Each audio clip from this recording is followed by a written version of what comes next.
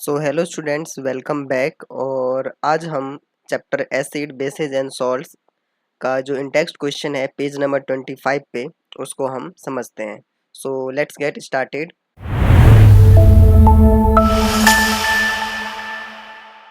तो इसमें पहला क्वेश्चन है, why do HCl, HNO3 etcetera shows acidic characters in aqueous solutions while solutions of compounds like alcohol and glucose do not show acidic character.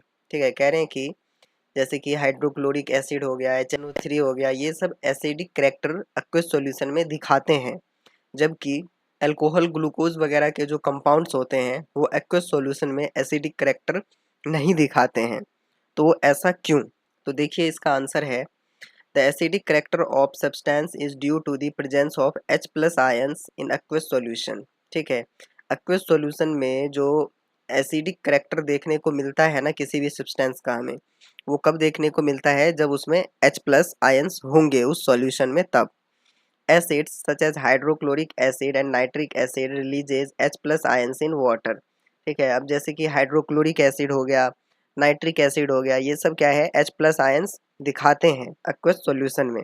Where as alcohols and glucose do not release H+ ions in water. वहीं दूसरी तरफ जो alcohol है, glucose है, इनके जो compounds हैं ये H+ आयंस रिलीज नहीं करते हैं।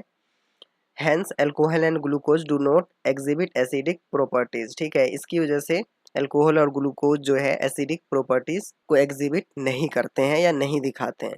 नेक्स्ट क्वेश्चन देखते हैं, क्वेश्चन नंबर 2 क्या कह रहा है? Why does an aqueous solution of N acid conduct electricity. ठीक है, कह रहे हैं एसिड का जो एक्वस सॉल्यूशन होता है उसमें इलेक्ट्रिसिटी होता है, वो क्यों होता है? ठीक है, इसका आंसर देखिए। An aqueous solution of an acid conducts electricity because it contains charged particles known as ions। बहुत ही सिंपल आंसर है कि जो एसिड का aqueous solution होता है उसमें इलेक्ट्रिसिटी इसलिए होता है क्योंकि उसके अंदर चार्ज पार्टिकल्स होते हैं, जिसे हम क्या कहते हैं? आयंस कहते हैं। नेक्स्ट क्वेश्चन, क्वेश्चन नंबर 3 देखते हैं। Why does dry HCl gas note change the colour of the dry litmus paper. ठीक है, कह रहे हैं कि जो ड्राई HCl गैस होता है ये ड्राई लिटमस पेपर का कलर चेंज क्यों नहीं करता है? तो इसका आंसर है dry hydrochloric acid gas does not produce H+ ions, so it does not change the colour of dry litmus paper. ठीक है, जो ड्राई हाइड्रोक्लोरिक एसिड गैस होते हैं ना, ये H+ आयंस जो है H+ आयंस प्रोड्यूस नहीं करते हैं, इसीलिए ये ड्राई लिटमस पेपर के कलर चेंज नहीं करते हैं। नेक्स्ट क्वेश्चन, क्वेश्चन नंबर 4 क्या कह रहा है? While diluting an acid why is it recommended that the acid should be added to water and not water to the acid. ठीक है, कह रहे हैं कि जब एसिड को हम डाइल्यूट करते हैं तो ऐसा रिकमेंड क्यों किया जाता है कि एसिड को वाटर में ऐड करना है, ना कि वाटर को एसिड में? तो इसका आंसर देखते हैं। While diluting an acid, the acid should always be added slowly to water and not water to the acid। ठीक है, कह रहे हैं कि जब हम एसिड को डाइल्यूट करते हैं तो एसिड को धीरे धीरे स्लोली वाटर में ऐड करना चाहिए, ना कि वाटर को एसिड में। ठीक है, मतलब वाटर को एसिड में नहीं करना चाहिए। This is because adding water to concentrated acid produces a large amount of heat suddenly, which may convert water into steam explosively and cause the acid to splash, leading to severe burns। ठीक है, ठीक है, ऐसा इसलिए क्योंकि जो water है ना, जब वाटर को जब एसिड में डाला जाता है तो क्या होता है, वहाँ पे large amount of heat produce होता है। ठीक है, और अचानक से क्या है कि ये जो है ना पानी को एक एक्सप्लोजिव स्टीम में कन्वर्ट कर देता है। ठीक है, मतलब समझो एक तरीके से पानी का बम बना देता है एग्जाम्पल के लिए। ठीक है, जिसकी वजह से क्या होता है, जो एसिड है ना स्प्लैश करता है, मतलब बहुत तेज फैलता है, उछलका मतलब उछलना, एक तरीके से बम की तरह फटना, कुछ उस तरीके से। और आप समझ लीजिए जब इतना गर्म कोई चीज़ आपके ऊपर उछलेगा तो उससे क्या होगा, आपको नुकसान पहुंचेगा। इसलिए रिकमेंड किया जाता है कि एसिड को वाटर में डालो, ना कि वाटर को एसिड में। नेक्स्ट क्वेश्चन, क्वेश्चन नंबर 5 क्या कह रहा है? How is the concentration of hydronium ions H3O+ affected when a solution of N acid is diluted. ठीक है, कह रहे हैं कि जो कंसंट्रेशन है हाइड्रोनियम आयंस का H3O+, ये कैसे अफेक्ट होता है जब जब सॉल्यूशन एसिड के सॉल्यूशन को डाइल्यूट किया जाता है? तो इसका आंसर देखते हैं।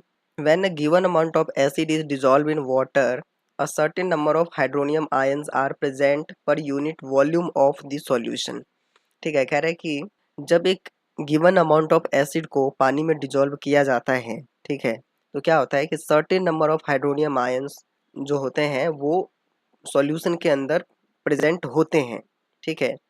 On dilution the number of hydronium ions पर यूनिट वॉल्यूम डिक्रीजेस, ठीक है। जब डाइल्यूशन किया जाता है तो जो हाइड्रोनियम आयंस का जो नंबर है ना, वो पर यूनिट वॉल्यूम डिक्रीज होता जाता है, thereby reducing the concentration of the solution. और इसकी वजह से क्या होता है कि जो सॉल्यूशन का जो कंसंट्रेशन है उसको रिड्यूस कर देता है। इस तरीके से अफेक्ट होती है, ठीक है। क्वेश्चन नंबर 6 देखते हैं।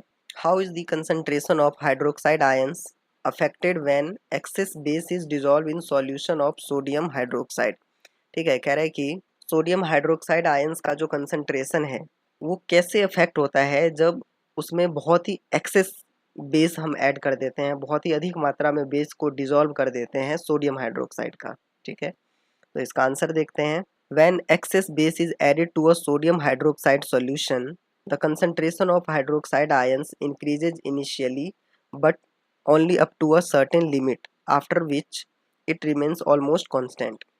जब एक्सेस बेस को सोडियम हाइड्रोक्साइड सॉल्यूशन में ऐड किया जाता है तो हाइड्रोक्साइड आयंस का जो कंसंट्रेशन है वो इनिशियली तो इंक्रीज होता है, ठीक है, लेकिन एक सर्टेन लिमिट पे जाके क्या होता है, ये कांस्टेंट हो जाता है। तो इस पेज पे यही कुछ क्वेश्चन थे एंड आई होप कि आपको समझ में आया होगा। अगर कोई डाउट या कोई क्वेरीज आपकी रहती है तो आप नीचे कमेंट सेक्शन में कमेंट कर सकते हैं। Thank you, have a nice day.